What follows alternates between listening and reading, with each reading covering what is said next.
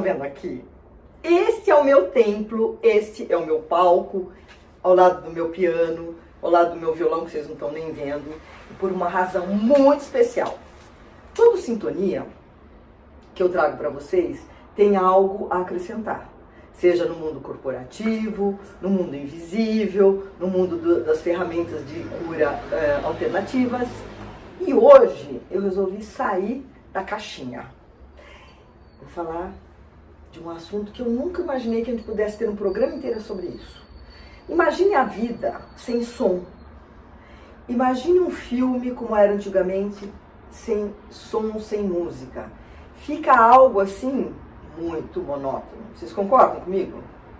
E o que eu vim falar hoje, aliás, eu não, o meu convidado, é sobre o mundo das trilhas sonoras. Ninguém imagina o que há por trás disso. Mas como eu não entendo nada e vou aprender agora, eu vou chamar o queridíssimo maestro Rafael Righini, que já estava aqui tricotando comigo, né? Cruzando a frente. Não é? A gente faz essa cena. Oi, tudo bem?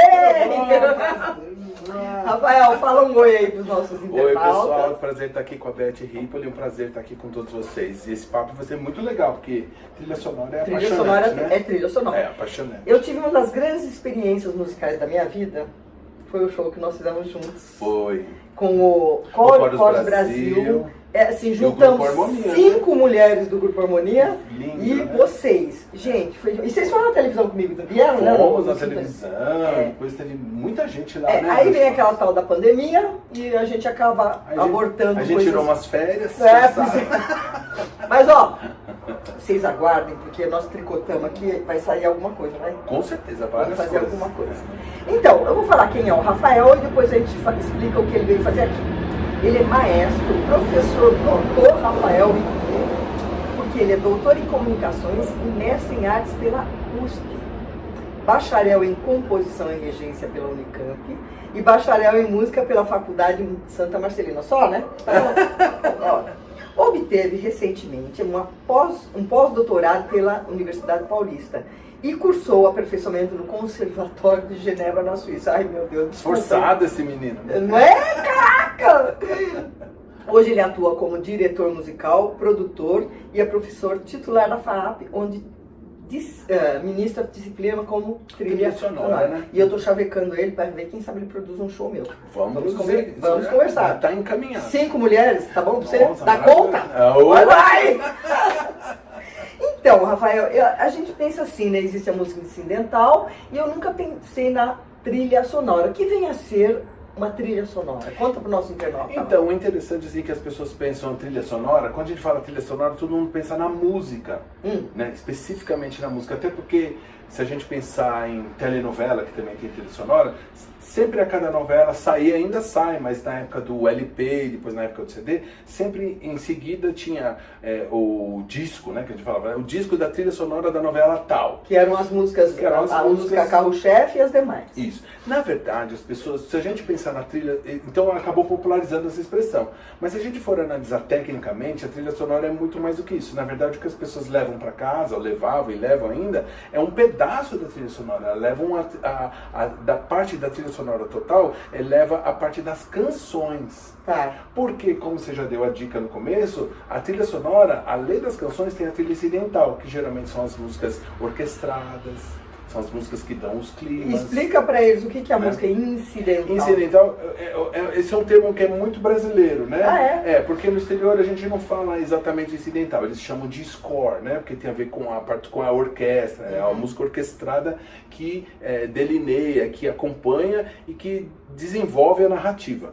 Aqui no Brasil acabou se usando essa expressão e ficou trilha incidental, aquela que incide, quer dizer, aquela que vai em função dos acontecimentos. Tá chegando o ladrão, aquele passo, aquela música tenebrosa. Misteriosa, tenebrosa, música de Então numa praia, aquela música... Muitas vezes, por exemplo, o mocinho, quando ele quer dizer pra mocinha, por exemplo, ele fala assim, Beth, eu tenho uma coisa pra te contar. E ele fica parado, e ela fala assim, fala, Rafa, o que foi? Ele vira. Quando ele vira, entra a música. E a música é que conta o que ele queria falar. Então, pro Isso público, que é a música incidental. Então tem aquele clima romântico, etc, né? Então, tem essa parte, mas é muito mais do que isso, porque se a gente pensar na trilha sonora, além das canções, das músicas orquestradas, enfim, das passagens, das situações onde você tem as marcas, né, que a gente chama de marcas sonoras, etc. Por exemplo, cena de suspense tem muito isso, né? O cara vai botar a mão na maçaneta e né? Essas marcas que preparam. E as né? pessoas não percebem que tem todo esse detalhe. Esse é que é o legal, esse que é o apaixonante desse universo musical. Mas, além disso, a gente há de considerar também os ruídos todos.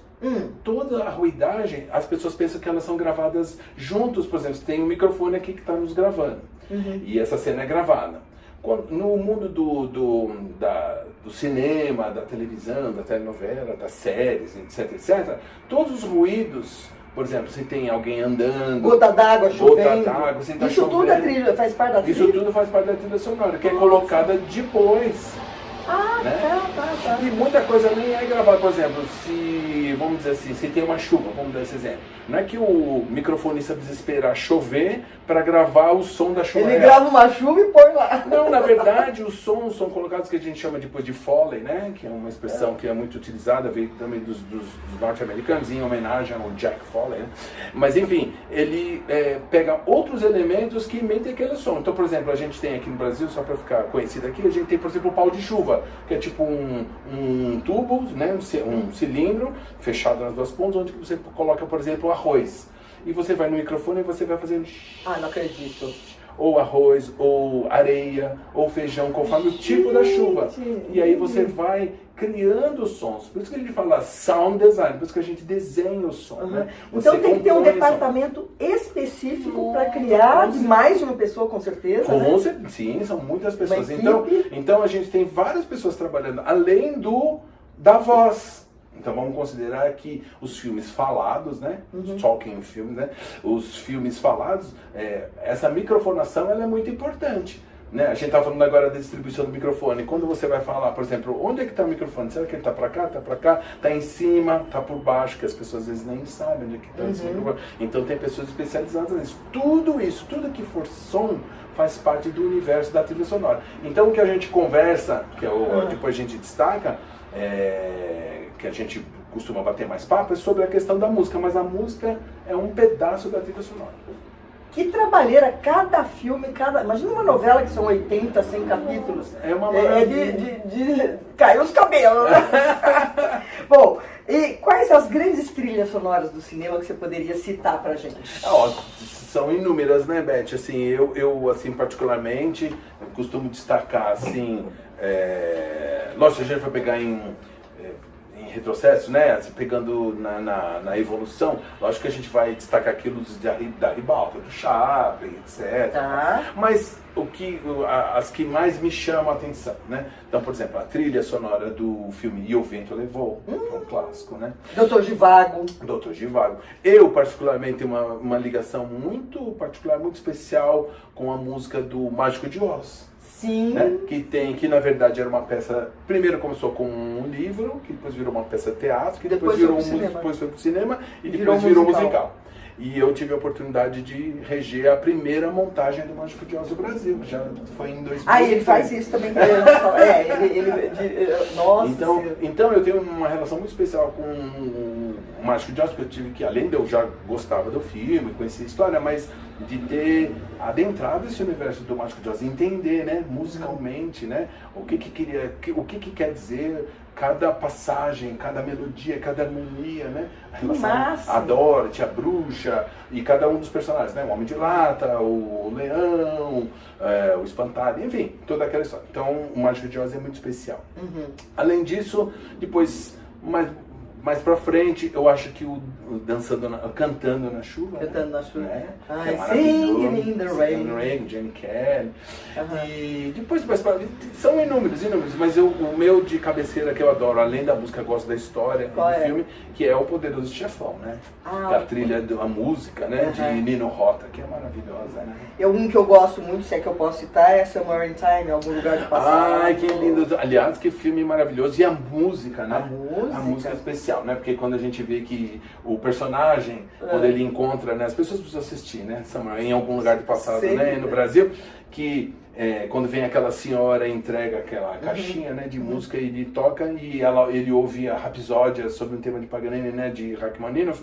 Quer dizer, aquele é o elo de toda a história. O compositor, que é o John Barry, ele vai desenvolver a música dele a partir desse tema. O John Barry acertou. E a música, ela faz um looping, né? Você vê que é um filme que ele, se você assiste, é muito pra ver de novo esse filme, porque né? é um filme que ele tem um começo e tem um fim, mas que na verdade não tem começo nem fim, ele fica girando. Sim, sim. Porque para ele se encontrar E uma pergunta que hoje se fala muito, que é a marca da pessoa, da empresa, a pessoa ser uma persona. Se eu estiver errado, você me corrige. Diga. A música, a trilha sonora de um filme que ficou famoso, ele acaba virando a marca do filme, como é o caso do Casablanca. Exatamente. Aquela música As Time Goes By, que é a trilha sonora, uma das canções principais, virou marca. Vira a marca, exatamente. Né? Isso é muito interessante. Algum lugar, um lugar chamado Nothing Hills. Sim. Aliás, é isso mesmo, né? Um lugar chamado Nothing Hill, com a Julia Roberts, né? Isso, tem várias músicas que você ouve a música e você associa, né? Por isso que a música precisa ser muito bem Por escrita. exemplo, o ET. O ET. Aliás, eu no meu trabalho, né? Aliás, depois eu vou te dar o livro daqui a pouquinho, eu faço uma análise exatamente dessa questão da trilha sonora. O Spielberg, na época, ele tinha um problema, ele tinha um pepino na mão, que era o quê?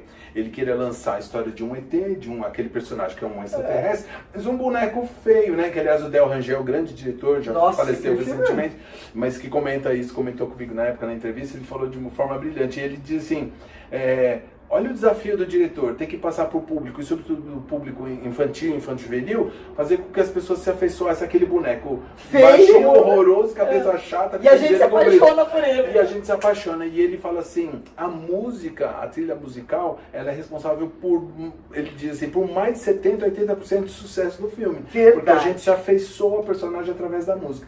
E no caso, John Williams, o compositor, né, que é o responsável pela trilha musical, a gente vai vendo que ele constrói, se a gente for dissecar o filme, a gente vai ver que a trilha, o tema completo, ele só vai aparecer praticamente na parte final do filme. E o que ele faz? Ele secciona a música e ele vai dando fragmentos desde a primeira cena. Só que cada vez o fragmento ele é modificado. Significa o quê? Quando a gente chega lá na frente, a pessoa já se familiarizou. A gente sabe quem é o ET. A gente se apaixona por ele. A música. Realmente. Que é aquele... Vamos lembrar qual? O She é o do Nothing Hills? Não. She Will Build the Face. Isso. E aquele, já sei, Ghost. O outro lado da vida. Unchained Bell. Oh, my love, my darling. Gente, esse também é super marcante. Marcante. Então, a música tem essa função também, né? Quer dizer, quando a gente diz que é o casamento perfeito, né? Quando você tem um filme incrível com uma música incrível, um é associado ao outro, né? Então, tipo, por isso que eu falei o ET, mas eu podia dizer aqui o Indiana Jones. Sim, poderia dizer o Star Wars, né? A gente tem muitos exemplos, né? Você ouve a música, você lembra do filme, você assiste o filme, você lembra da música. E, por exemplo, nas novelas, também tem muita influência a trilha sonora, não tem? Sim. Gabriela, o que veio primeiro? A novela Gabriela ou a música Gabriela? Ou foi pedido uma música para ser o tema da Gabriela? Pelo que eu me recordo do Gabriela, eles tiveram várias discussões. Naquele tempo, eu vou falar assim, sem total certeza, porque a gente deveria checar. Eu até analiso isso no meu livro, mas na década de 70, porque Gabriela, se não me engano, é de 75, 76, era costume ainda de que a Rede Globo encomendava músicas para os compositores, diferente depois das novelas a partir, sobretudo, dos anos 80 para até os dias de hoje. Muda a política, porque se percebe o que a gente chama da fase da industrialização da telenovela.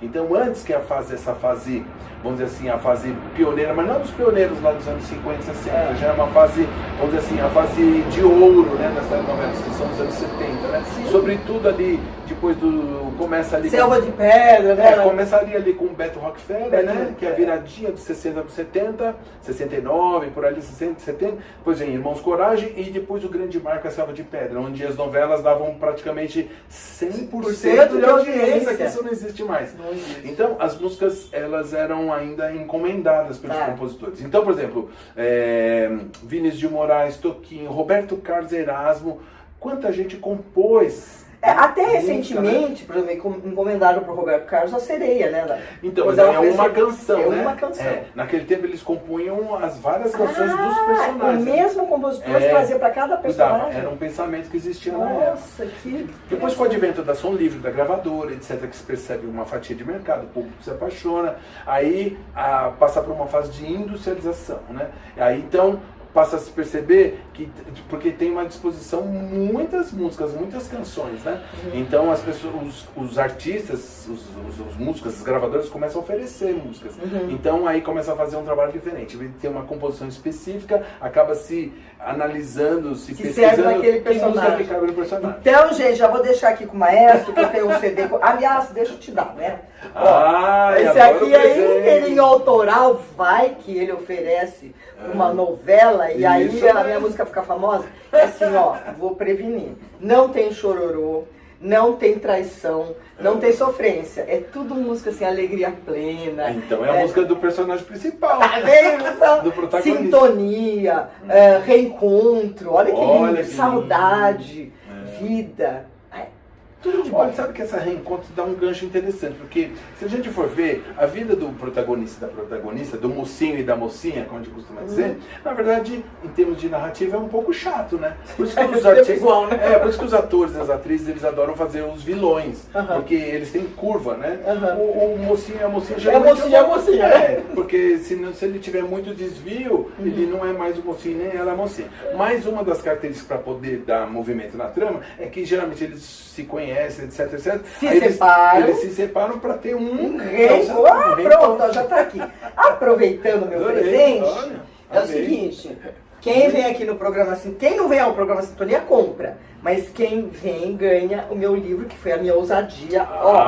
Mas septagenária pelada na capa, dá licença. Não, adorei, essa capa tá lindíssima. É a Playboy do século XXI. Pois é, e ó, gente, eu sou moderna, eu sou uma avó moderna. Tem um QR Code aqui, que você que deve saber já para que serve, você acessa 300 programas Sintonia, todos os assuntos. Você vai rolando, você escolhe o que você quer e vai encontrar o Rafael.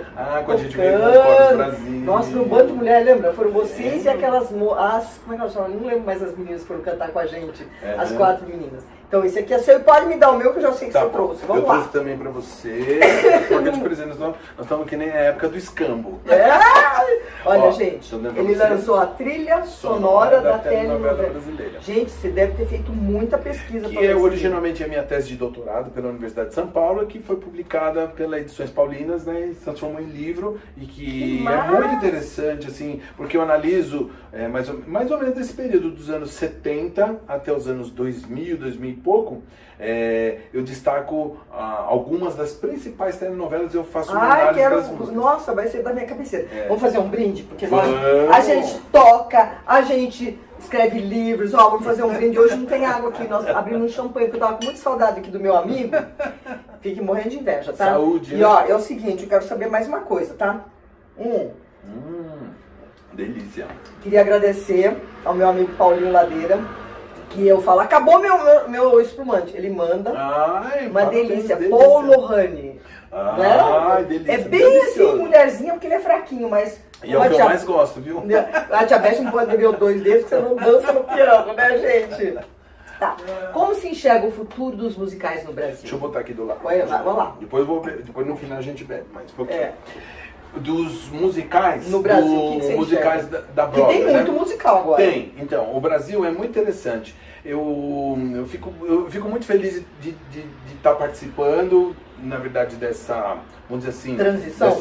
E dessa explosão dos musicais, porque assim, a gente teve tentativas no passado, né? Nos anos 80, 90, etc. Mas foi de fato a partir dos anos 2000 que a gente foi criando uma indústria do musical Broadway no Brasil, especificamente em São Paulo. Hoje já está espalhado.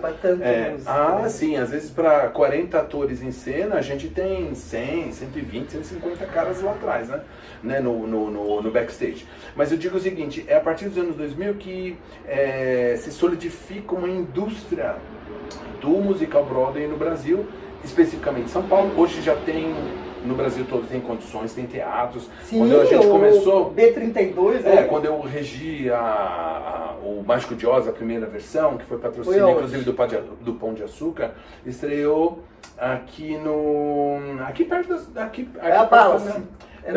Não, já era... meu Deus do céu, me fugiu o nome ali. Não tem importância. Enfim, ele nem era exatamente um teatro, era uma casa de show, tipo o Palace, que foi adaptado. Depois é que surgiu o Teatro Abril, que hoje é o Teatro Renault, que não sei se já mudou de nome de novo, e depois é que surgiram todos os grandes teatros, né? Não, hoje tem teatros excelentes. Hoje tem Teatro Bradesco, Teatro Santander, enfim, Safra.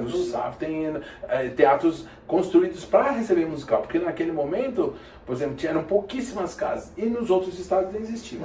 E hoje tem. Hoje no tem Rio no deve Rio, ter bastante. Eu já regi no Rio de Janeiro, já regi em Minas, já regi em Brasília, já tem lá casas no Nordeste adaptadas. também tem casas para levar esses Recife, Salvador, hoje existe uma política. Isso é bom porque acaba dando emprego para um tanto de gente.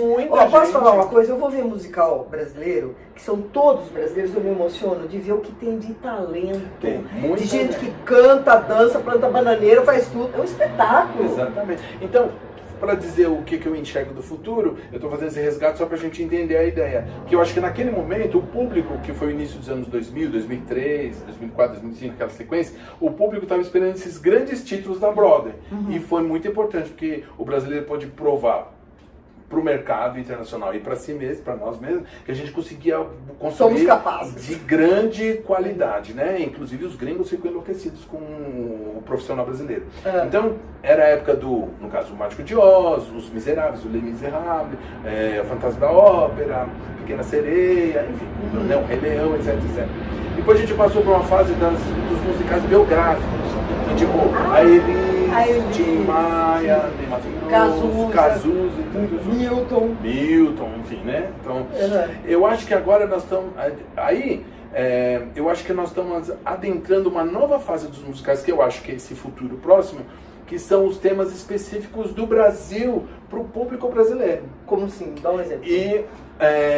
Por exemplo, teve um agora, recentemente, que foi inspirado, por exemplo, nas canções... O ponto de partida para se criar a história foi, ao contrário, em vez de ter uma história para trás das músicas, eles recolheram as músicas e a partir das músicas fizeram a história, que foram músicas sertanejas. Do sertanejo tradicional mesmo. Então, de raiz. Legal. Então, eles construíram todo o musical em cima, a partir das músicas, construíram a história. E foi um estouro. Então, eu acredito que agora, cada vez mais, vamos falar dos temas brasileiros. Então, por exemplo, eu acho que temas, por exemplo, falando da nossa própria história, né? Por exemplo, os povos todos que originaram o povo brasileiro, né? Como os indígenas, os negros, os portugueses, os espanhóis, os italianos, os japoneses, porque as maiores colônias desses países, fora dos seus países... Brasileiro mesmo. Porque o Brasil é uma mistura de tudo isso. Então tem público para tudo. Então eu acho que agora a sequência é a gente falar da nossa própria história. E não só para o consumo do brasileiro. Vender essas peças para o exterior. Mas vender para o exterior. Como, de certa forma, guardadas as proporções, porque era uma outra época, como conseguiu a Carmen Miranda, que é a única brasileira que chegou a atingir, que se apresentou na Broadway, né? E como que o Brasil, cantando músicas do Brasil. O exterior está percebendo esse movimento aqui? O estrangeiro é apaixonado pelo Brasil. Eu digo isso até por experiência própria, já que eu tive a oportunidade de morar, né? Esse tempo em Genebra, passei quase 4 anos lá. E Genebra é pequenininho. Sim. Né? É uma cidade pequena, muito internacional por causa da ONU, e tem gente de todos os lugares, alemães, franceses, africanos, indianos, hindus, enfim, tem todo tipo de gente lá, franceses, italianos, enfim. E o que acontece? Toda vez que eles encontravam os brasileiros, eles ficavam encantados, porque a gente já tem né? Já tem essa, vamos dizer, esse mito do brasileiro da alegria, É, da o latino, música, né? Acaba da sendo- arte, da dança. Então eles são muito receptivos. Eu E a acho gente que- deixa aqui um pedido para esse pessoal que está nos ouvindo, que prestigie o teatro brasileiro, né? Claro, com certeza. Porque... Eu todo mês eu vou ao teatro, seja um musical, seja uma peça, porque eu acho que a gente precisa valorizar o que a gente tem. Sim, e temos... Ah, não, eu só vou se eu for para Broadway, só se eu for para os Estados Unidos, ou só se eu for para Não, ao Paris. contrário. Eu acho que o momento está muito propício, porque como a gente tem profissionais altamente gabaritados hoje, né?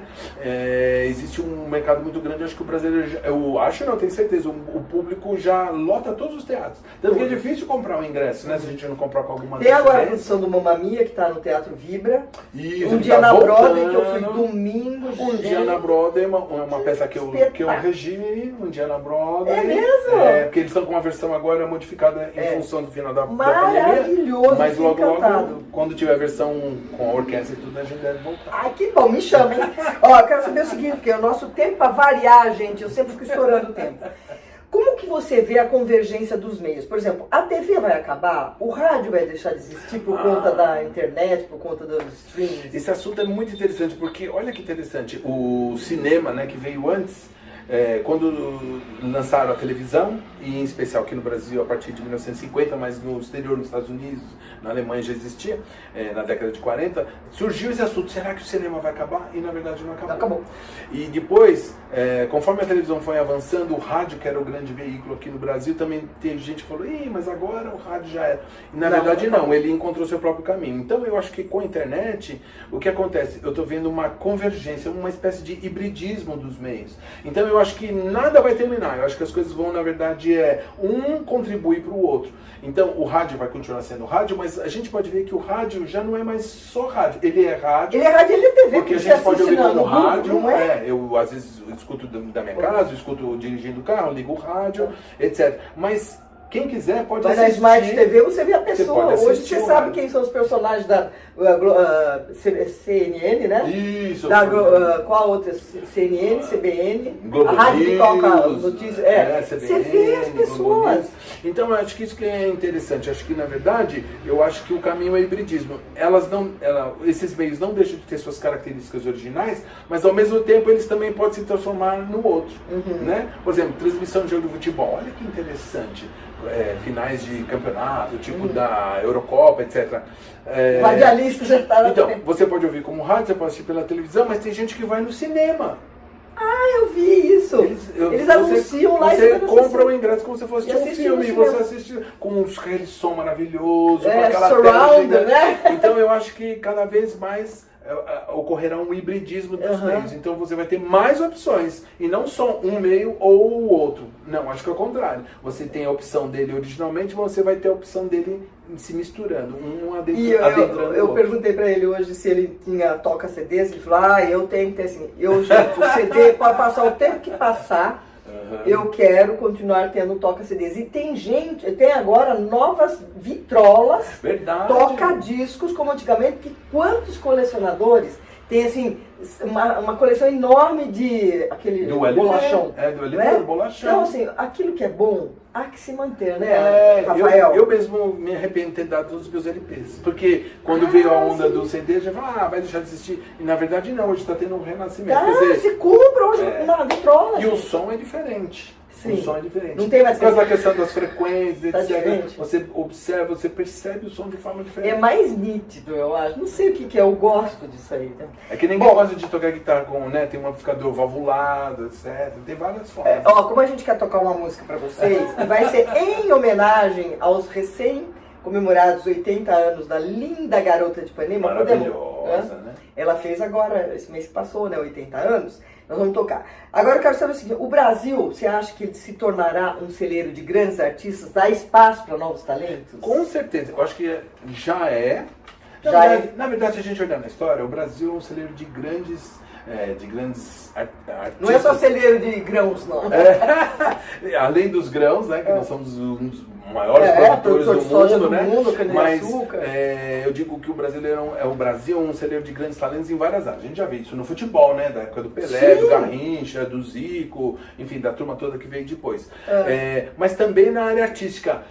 Por exemplo, além da parte da música, né? Que a gente sempre fala dos grandes, como Toquinho, Roberto, Tom Jobim, Roberto Van Lins. Carlos, etc. Mas tem muita gente maravilhosa surgindo e a cada vez surge mais. Eu acho que, assim como eu acho que um caminho que além de, por exemplo, eu comparo com o futebol porque é um lado que deu muito certo no Brasil, né? E tem as escolinhas de futebol, Tem por exemplo, escolas né? que revelam os talentos, Sim, que sim. surgem ali da periferia, etc. Eu com certeza tem que ter escolas em que a gente possa identificar os grandes talentos que existem por aí. Já visto como é que chama aquele Kids? O tipo The Voice Kids, The Voice Kids, você já viu Canta aquelas- Comigo Kids. Que é aquilo? Aquelas crianças cantando Nossa, daquele aquela jeito. molecada já nasceu pronta, né? Gente, essa criançada dos anos 2000, elas vêm com chip, né? É verdade. Imagina um país com mais de 200 Milhões milhões de de pessoas. habitantes. Quanta O gente tanto de maravilhosa tá talento. por aí. Então, só precisaria de uma política governamental Isso, aí que sim. na escola... Não me conformo que escola não tem mais aula de música.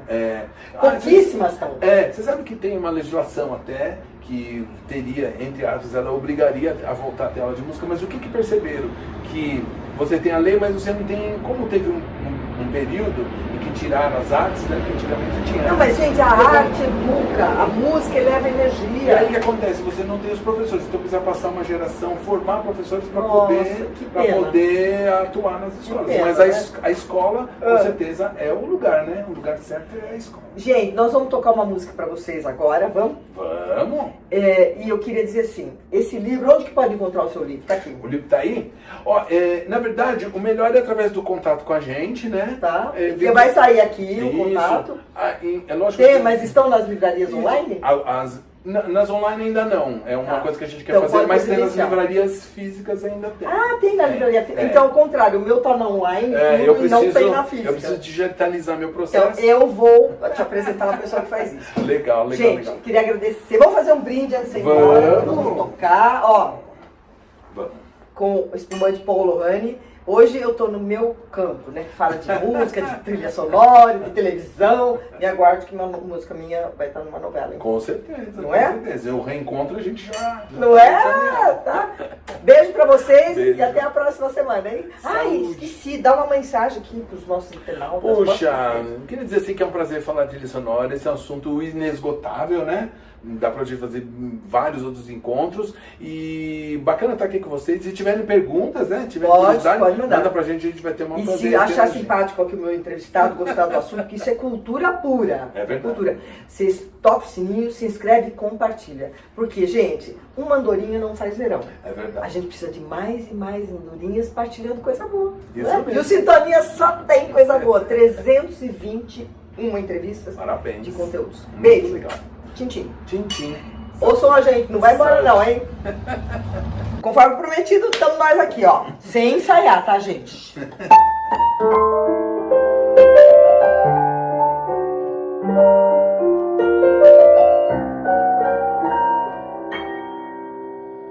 Olha lá.